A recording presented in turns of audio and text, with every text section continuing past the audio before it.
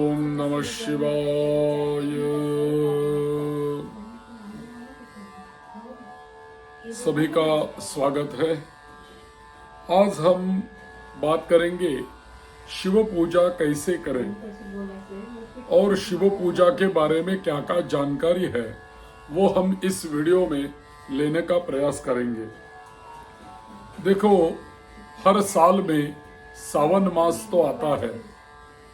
सावन मास ऐसा होता है कि हर सावन मास में भगवान शिव जी की भी पूजा करते हैं, शिव जी का अभिषेक करते हैं, शिव जी का व्रत करते हैं और भी भगवान विष्णु जी की भी पूजा करते हैं, अभिषेक यज्ञ करते हैं। यानी सावन मास जो होता है वो भगवान शिव जी की उपासना के लिए और विष्णु जी की उपासना करने के लिए बहुत बढ़िया है और बहुत उत्तम मास है, ऐसा शास्त्रों में बताया है। तो हम हर समय देव पूजा करने से पूर्व पहले तो कोई भी पूजा हमें सावन मास में यदि शिव जी की करनी हो तो पहले क्या करना चाहिए, तो पहले शुद्ध जल से हमें स्नान करना चाहिए। स्नान करके धोया हुआ वस्त्र धारण करना उचित होता है और बाद में शिव पूजन करना चाहिए। पहले स्नान, बाद में धोया हुआ वस्त्र। और शिव पूजा में एक महत्वपूर्ण बात होती है कि शिव पूजा से पहले विभूति धारण होता है। यानी शिव जी को भस्म बहुत पसंद आता है, तो इसलिए भक्त भी शिव जी की पूजा करते समय भस्म के त्रिपुंड अपने माथे के ऊपर लगाता है, कंधे के ऊपर, अपने हाथ के ऊपर 3 जगह पे भस्म के त्रिपुंड लगाता है और बाद में शिव जी की पूजा करता है। वही तो शिव जी को अच्छा लगता है। तिलक करे, भस्म लगाए, स्नान करे, अच्छा वस्त्र पहन के शिव जी की पूजा के लिए बैठ जाए। पुरुषों के लिए तो धोती पहनना उचित है, क्योंकि शिव जी को सफेद रंग वाला कपड़ा बहुत अच्छा लगता है। शिव जी का रंग ही सफेद है, तो सफेद रंग का कपड़ा पहन के शिव जी की पूजा करनी चाहिए।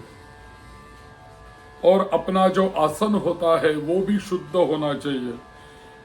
शुद्ध आसन के ऊपर बैठना चाहिए और आसन शुद्ध होना चाहिए और पूजा का समय भी उचित होना चाहिए। यदि हम शिव जी की पूजा कर रहे हैं तो उत्तर दिशा में मुख करके बैठना चाहिए या तो पूर्व दिशा में मुख करके पूजा करनी चाहिए। पूजा का संकल्प होना चाहिए कि हम ये शिव पूजा क्यों कर रहे हैं, किस लिए कर रहे हैं, इससे हमें क्या प्राप्त होना चाहिए, ये सब संस्कृत में बोलना चाहिए और उसका संकल्प करना चाहिए।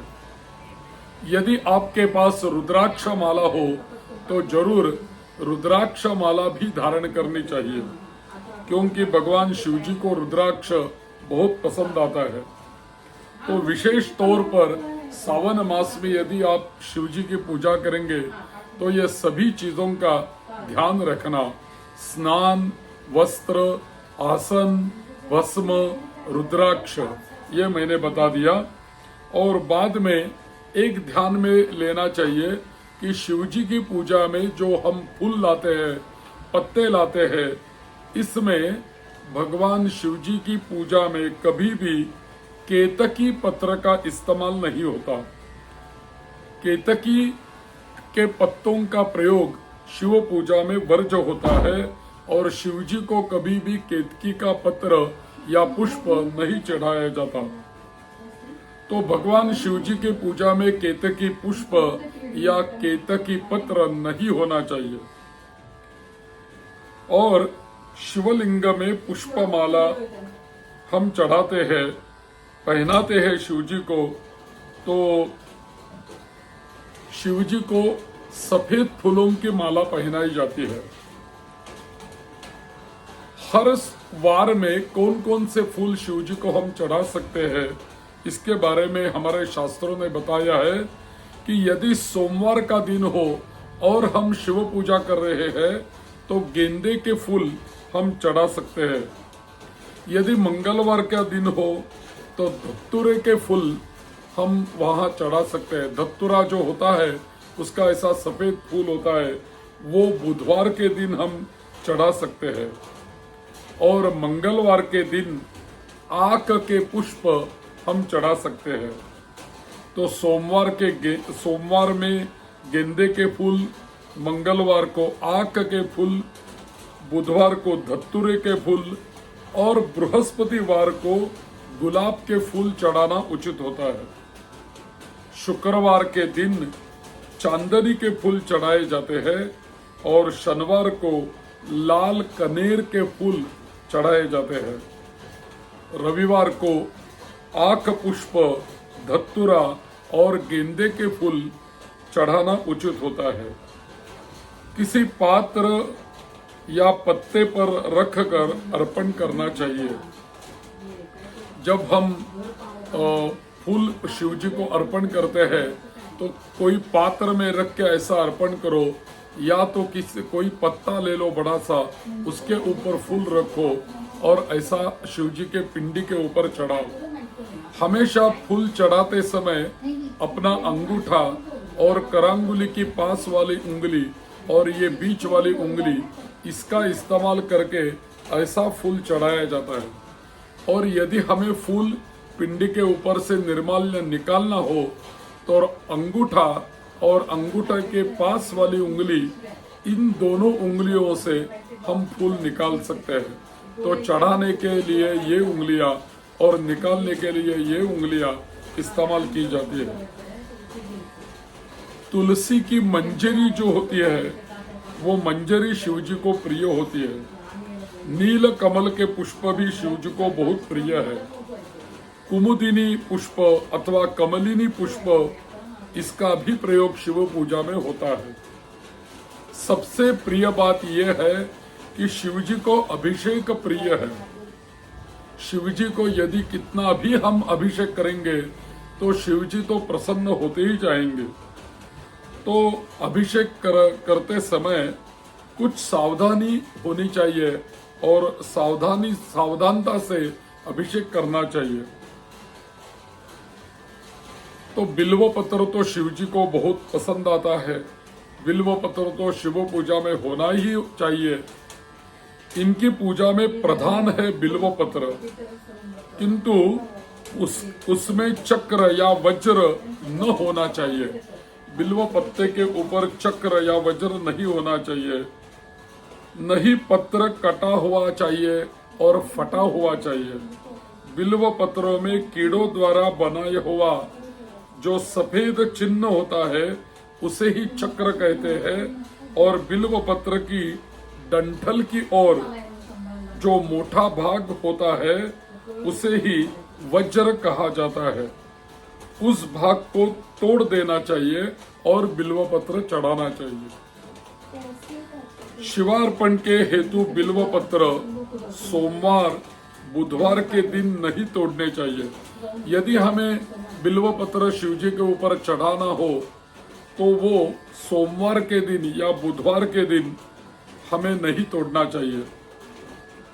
शिव को पहले अर्पण किया बिल्व पत्र जल से शुद्ध करके पुनः चढ़ा सकते हैं, पुनः चढ़ाया जा सकता है। बिल्व पत्र हम हमेशा शिवलिंग पर उल्टा चढ़ाते हैं, उल्टा चढ़ाया जाता है। सीधा कभी भी बिल्व पत्र नहीं रखते। बिल्व पत्र को हमेशा 3 पत्ते होते हैं, उसको त्रिदल कहते हैं, 3 दल कहते हैं।